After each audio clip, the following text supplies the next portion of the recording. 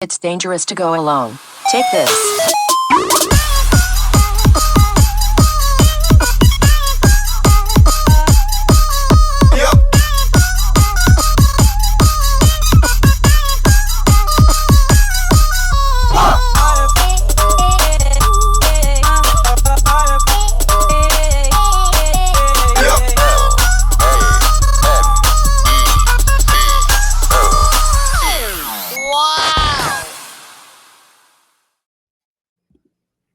And welcome to the realm of geekdom. This is Nerd Breaking News. Like, subscribe, hit the bell so you don't miss an episode. Today, we're going to be talking about the NBA, but more specifically, the NBA product. So, over last week, there was an interaction between Stephen A. Smith and LeBron James, and has kind of created his kind of like incredible kind of like waterfall effects with Charles Barkley getting involved. And who was the other person that got involved again? Kendrick Perkins. Mm-hmm. All right. So let's go ahead and talk about what's going on. I'll kind of just follow up with the story. And let's go ahead and start off with the kid. So was it last week or over the weekend, I think it was, where LeBron confronted Stephen A. and so there was a lot of theories with regards to why he did it. So the main theory was supposedly he was criticizing his son Bronny several times, and then Jason Whitlock did another video as it pertains to it. There's a deeper meaning, and so that escalated with Stephen A. responding, and then Kendrick Perkins essentially said that the Lakers are the reason why the NBA is back. Charles Barkley destroyed him, basically saying that, what does he know? He's a role player. And then ESPN is obsessed with LeBron, and all they do is talk about the Lakers or the Warriors, and essentially saying that the best two teams in basketball, the Oklahoma City Thunder, led by the MVP SGA, and the Cleveland Cavaliers, who have less than 12 losses in a season, which is amazing. They're not talked about enough. They're just, the NBA is losing viewership every year. The playoffs are losing viewership. I to be honest, this is a personal thing for me. I haven't watched a full NBA game probably since the Denver Heat finals, like a full, from like start to finish. Don't get me wrong, I watched halves, I watched quarters, I watched this, but it's just, I don't know. The product has gone in a little bit bad. The 3-point ridiculous atmosphere. We see that on 2K. It's ridiculous in 2K. It's just everybody wants to pop a three nowadays. Everybody's Dirk Nowitzki with Rondo's shooting percentage. It's just bad. I think that unfortunately the NBA is in a bad position right now, and so LeBron is in the middle of this because the last 20-something years he's been the face of the league, and so now the argument is who's to blame of why the NBA is not good anymore? Is it the media? Is it the old heads? Is it the players? Is it ESPN's obsession with certain people? Is it the commissioner? Right? We don't. He gets. Let me tell you, a lot of people. There's a lot of blame pie for the NBA in 2025. And I feel like the commissioner kind of gets I don't worry about him. It can't be him. It has to be somebody else. And I feel like we weren't doing that with David Stern back in the 90s, the early 2000s.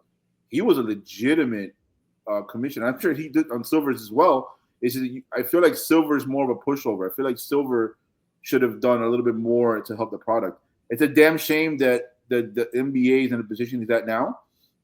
Because it's my second favorite sport. I love the sport. I love the history of the NBA. It means a lot, and I just think that it's unfortunate that we don't even know what a position is anymore, right? We're in a positionless basketball era, and it's a little bit confusing, right? You have people like Bam Adebayo confused whether he's a center or power forward. You have people like I think he's confused what team he plays for, but whatever. A lot of people are. Yeah, it's just it's unfortunate because it feels like, and I hate to say talk about an old head, but it's just like, man, when you watch back 15 years ago, the NBA finals or replays on YouTube or whatever, it just feels like a different era. I saw, and I was telling TK this the other day, the Boston Celtics, like the first week of the NBA season, they broke the NBA record for most attempted threes in halftime. So you're like, what is going on here? Like, everybody just popping threes. There's no defense, with the exception of 4 or 5 dudes who actually committed to the defensive side of the game. And then you have people like LeBron. It's LeBron's era, and I just think that it sucks because it's a legitimate argument. If I'm LeBron and I'm not a LeBron fan, but if I'm a LeBron, there's a reason why Rich Paul, Maverick Carter are involved in the media and try to create narratives in the barbershop that he has and all that stuff, because he's the face of the league, and you wouldn't want to be the face in the league when it has the worst viewership since before the Bird Magic era, when the NBA Finals were believe it or not, they were taped and delayed. It wasn't even live in the early 80s, the NBA Finals. So it's horrible. And I just think for LeBron, I don't know, man. Like, will a championship change anything? Who knows? I just think that, my opinion, before you pass it off, the product is whack because I just believe that people are pampered nowadays. These athletes are pampered. Oh, what's it called? The Kawhi thing that he did with the layoff thing. What's it called? The load management. Load management ruined the NBA. The prima donnas ruined the NBA. The fact that nobody wants to play hardcore defense ruined the NBA. And most importantly, I'm not even blaming LeBron here. I'm being objective here. It's not LeBron. It's the lack of competition. Everybody's boys. Everybody's happy-go-lucky. Hey, hit me up on the podcast. Hit me up after the club. We'll go do this. We'll go do that. The whole Matt Barnes thing, right? Where Matt Barnes lost his wife to he broke up with his wife already. That was awesome. He broke up with his wife already, but then on a rebound, your boy TK from the Lakers, Derek Fisher, ends up dating Matt Barnes' wife and ends up marrying her. I don't know if you want to pull that on Charles Oakley, right? Let me know if you want to pull that on Xavier back in the day, the enforcers of the NBA. I don't know. But Matt Barnes is considered an enforcer of the last 20 years. Maybe the kid, Bill Laimbeer will have something to say about that. You see what I'm saying? Like, I don't know. I don't know if that flies. I'm not even blaming Matt Barnes. I'm just throwing it out there. But what I'm saying is, it's just, the competition is my biggest argument where the NBA viewership is low, and I just think people could see that. We could see that what's going on over here is clearly something is wrong. I'm actually going to counter that. I'm going to counter the last statement that people can actually see it because people cannot see the game. It's for real. If I want to watch an NBA game right now, I have to get the NBA pass and hopefully pray that it's not blacked out. Or if I'm following my local team, I am buying the local Bailey's Plus subscription. That's 2 subscriptions just to watch NBA product. I could turn on the TV during baseball season on a Saturday, on a Sunday morning, and I will see great matchups between the Yankees and the Red Sox, the Dodgers and the Giants. I could go ahead and tune in and watch on ABC the NFL, the NHL, without having to worry about, subscriptions. And the NBA, on the other hand, if I wanted to watch the Lakers and Boston Celtics, what option do I have if I don't get it on my Baileys, if I don't get it because I'm blacked out? That's a problem. I'm a casual fan. This is probably my 3rd favorite sport. All right. And I can tell, TK, you mentioned baseball, man.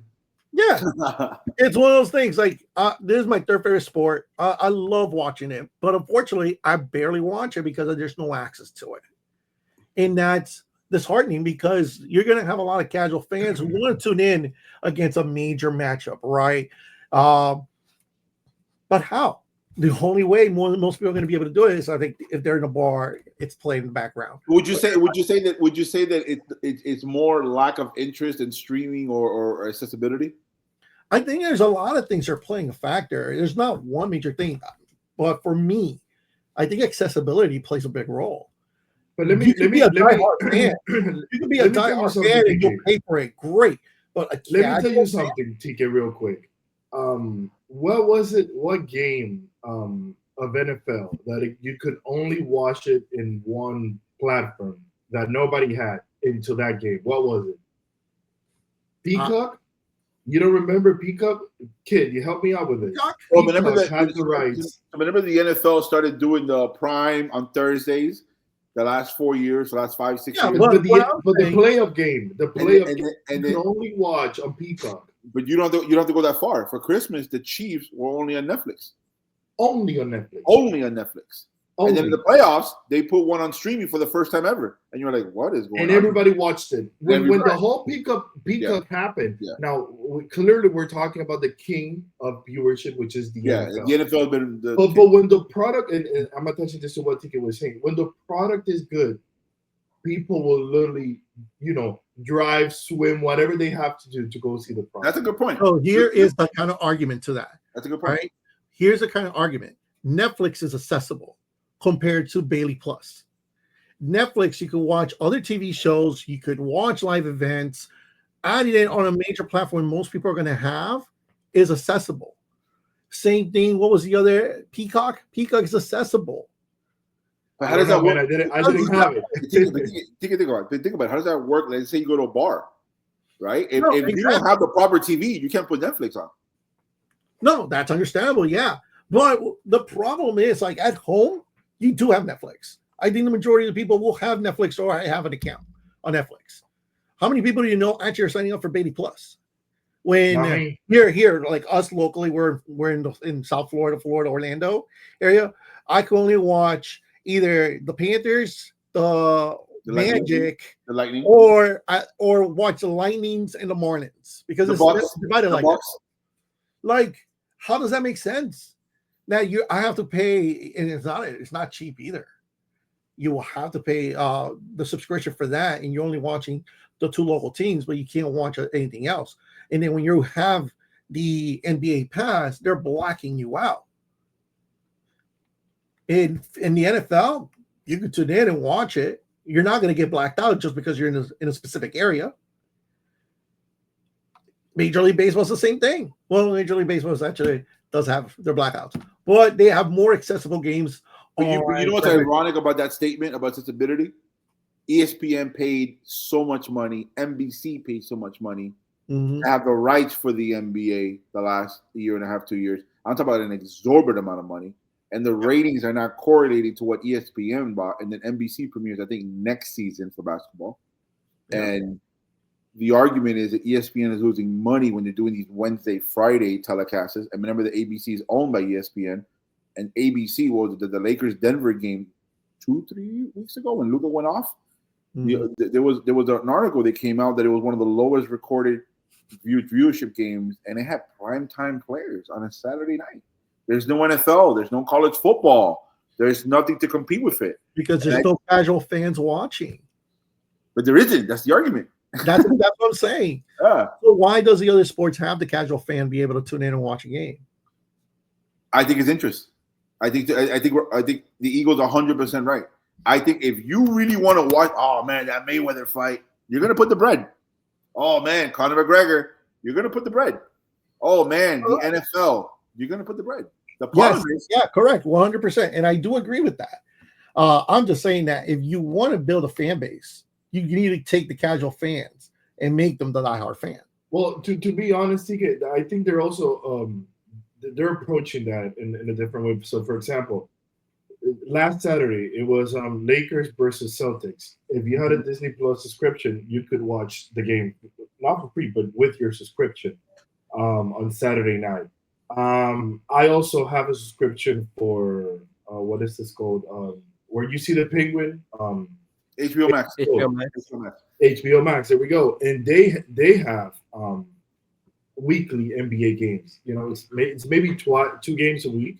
TNT. TNT. Okay, there we go. But you can see it there. But still, I think that it's all scattered out. To be completely honest, it's not one source of like, okay, it's either NBA League Pass.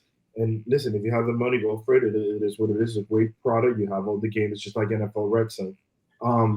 But again, if you want to see it on a normal, you have basic cable, and you're trying to catch game, good luck. You know, it's getting more difficult now. And that's my argument. And that's my argument right there. But here's the thing, though, it's not going to get any easier either because Netflix and all these platforms are here to kill cable or replace them because that's what they're doing, right? The moment that they started, this is going to a deeper conversation. But the point is that the moment that these platforms saw that there's still money to be made regarding live events, sports is just at the top, and they will pay the money that it requires to have them in their platform. And that's why Amazon right now replaced TNT, or the NBA chose to replace TNT as one of the providers of NBA games with Amazon. And Amazon basically showed them, we have already been doing NFL on Thursdays, and we actually have a good product. Just give it to us. We'll pay a lot of money for it. and that's what they're going to do. So now, where are you going to see NBA games? ESPN, ABC, and NBC. Do you have cable? You better have cable, because you're not going to watch the games on Amazon Prime if you don't have it. And it's and Amazon is literally going to have not only that, Amazon's going to have Eastern or Western Conference Finals in 6 years, because it's a 12-year contract. And after the 6th year, Amazon gets the Eastern or Western Conference Finals. So that it's trending that direction. So it's sad, but also the part is the product, right? Which is also like the main thing. And I agree with the kid. Like, you tune in and you're seeing every single player on the floor trying to make a three. Doesn't matter the circumstances, because they're playing by the numbers, and the numbers say the more threes you shoot, then the higher, and make them, hopefully, out of what percentage, God knows, because I've seen games where they just shot the ball, I don't know, 40 times from three, and they only made 10, and they still won the game.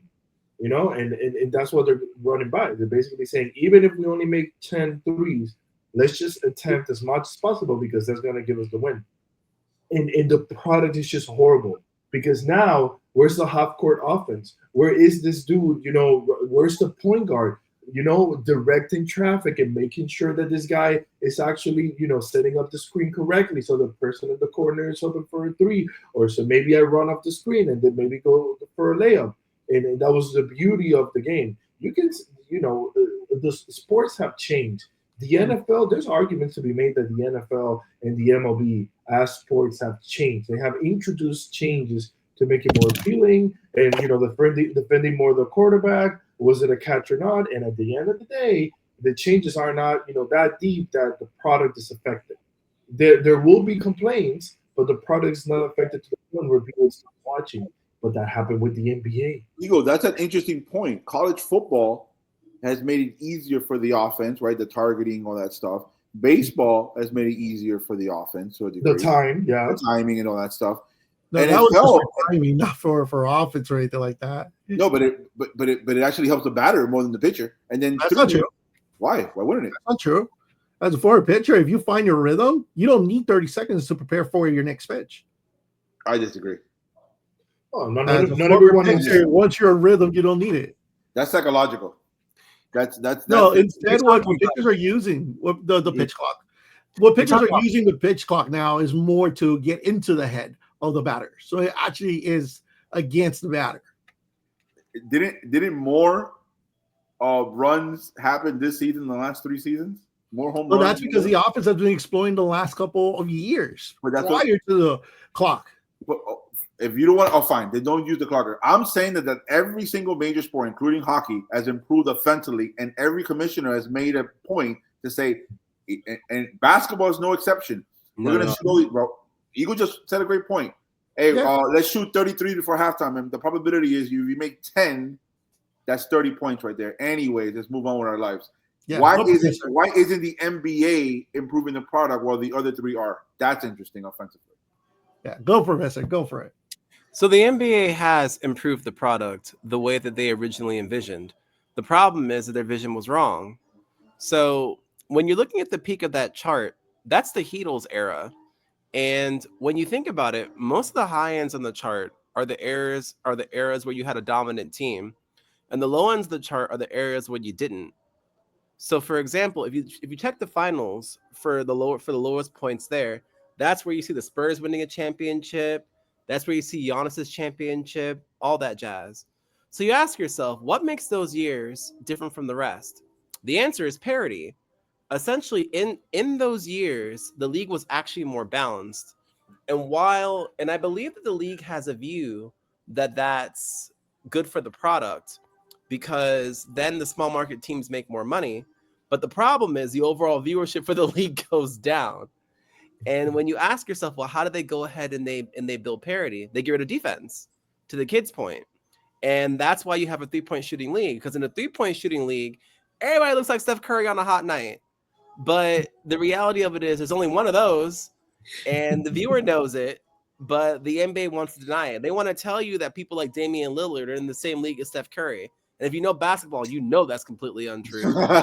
Like, and that's the game that they want to play, and the fan base is caught on, and that's the reason why people don't watch. Because to your all's point, you don't just want to watch a 3-point shooting contest all day, knowing that most of those shots aren't going to go in. And at the same time, when you're looking at the product, by making it into a 3-point shooting league, you've also increased the usage rate of every player. Correct. So what that means is the players going up and down the court more and more often. What does that increase? Injuries. So now your favorite players aren't even playing anymore. Dallas Mavericks don't even have a team anymore. Everybody injured. So you got that piece. At the same time, when you have everybody on the 3-point shooting line, it also spreads out the defense. So now you're seeing players who don't know how to defend, trying to defend a shot from way out in the distance, which they don't have the skill to do, because many of these players are very, very tall, but they're not very, very good defenders. So the reality of it is that in the product, it's literally run, shoot 3, run back, run, shoot 3, run back. And that's not the sport that basketball fans even grow up playing. For all intents and purposes, NBA basketball looks radically, fundamentally different than any other kind of basketball on the planet. And they did that because they thought it would increase viewership, and it backfired because it didn't. So the reality of what they have to do is they need to bring everybody further inside the court, let players play actual defense, reduce the 3-point shot, go back to mid-ranges, and get back to business. And until they do that, mid range, it just looks so pretty. No, when you do it right, yeah. And Professor, let me tell you that we've all played basketball, right? I mean, we've all played actual live, not 2K crap, the Matrix over there, where everybody could pop a 3, or they think they could pop a 3, and you're there, pulling your hair because you're like, just pass the ball. What do I do? Yeah, just pass the ball, dude. At this point, you're 0 for 8. I don't understand why you take that 9th shot. But if you go to the rec, you'll see what we're talking about. The rec is gonna do. But it's one of these things where it's just the thing is that we've all played basketball, and especially made a good point. You could see BS straight ahead, and when you see these people carrying, doing these all day, carrying all day. Tyler Hero, I'm talking to you. Traveling all day. Tyler Hero. Nobody does picks anymore. Tyler Hero. Like the old era. I'm not even talking like we're old heads here. It's just more like, dude, you could tell that you have some guy in the corner that has no business being there, and he's just there. Oh, call me a 3 and D, dude. You're not. And you know what? Let me say something, because let's be completely honest. Like Stephen Curry is the guy who brought this right into the Warriors. They figure out early on. No, and this is like the modern NBA 3 was Steph Curry, right? Like he was the one in the Warriors who, as a team, basically said, we have a gifted shooter, probably the best shooter in history, in NBA history, and we're going to let him run wild. And then, also Klay Thompson. I mean, come on. I'm not going to say second best shooter, but probably top 5, top, 10. He's another 3-point shooter. Allow me to hit you with my Rasengan. So when you're looking at it, does Steph Curry have a floater? Yes. Does Steph Curry have a mid-range shot? Yes. Yeah, we haven't seen it. Yeah. Who is the best 3-point shooter who doesn't have a floater or a mid-range shot? Klay. James Harden. I was like, Klay. When you're looking at it, what was the first team in the NBA to say no one hits mid-ranges? Who was the first? Houston? It wasn't Golden State. It was Houston. It's Houston. It's Mike D'Antoni and his trash offense that did this. Because the Golden State Warriors, they had remember Livingston? Remember Iguodala? Sean Livingston, yeah. They had mid, and Sean, he never missed the mid-range in his entire career. Did you see that stat? Wow. Mm-hmm. Draymond, they had mid-range scorers. They also had David West and those Derek Lee. It's the Rockets. It's been the Rockets the whole. It's all James Harden's fault. It's all James Harden's fault. Here's the thing, though. Good point, Professor. It goes way before. But to be completely honest, the Warriors were the one who won the championship. That's what all their NBA teams. They're the ones that won. Yeah. To your point. So we and that's a great point, but with regards okay, wait up. Let me finish my point. So my point wasn't necessarily because if you go back to those playing days, the way the Warriors were playing is not the way that is being played right now. Literally everybody walking down the court right today in today's NBA is literally thinking, I'm just gonna cross half court, and the minute that I get, I don't know, a second of clarity, and mind you, it could be 60%, 70% clarity. I'm shooting for that. I'm gonna look at the bench, and I'm only gonna see there's a sign of approval that, hey man, you shot a three. Maybe you didn't make it, but we'll make it the next position because that's the only thing we're gonna do. So it's a total disregard for, hey, is anybody there to get the rebound if we miss a three? We don't care. We're gonna run back because this position ended when the clock was still at 18 seconds out of 24. Okay, it's just gonna be so quick that we're gonna get another position back because the other team is gonna do the same thing. Stephen Curry wasn't in the Warriors. We're not doing that back in the day where they won their championships. Okay, and people need to understand that. Like, yes, it might have started with D'Antoni basically saying 7 seconds or less. Okay, we're running. Okay, but if we're doing that, then we're, more focused on the fast break, trying to get the defense caught off guard, and basically, oh my God, they're already at half court. What the heck happened? They were just inbounding the ball. They're right. We're right here. Okay, and then Stephen Curry's all these screens walking around. So they were a mix of like, we're gonna use the old game of setting screens. Who's guarding who? Are they gonna switch? Don't worry about it. We're gonna do it so fast that the minute the Curry is going through 3 screens, it's gonna be open lighting. Best shooter in the NBA. That's a good point.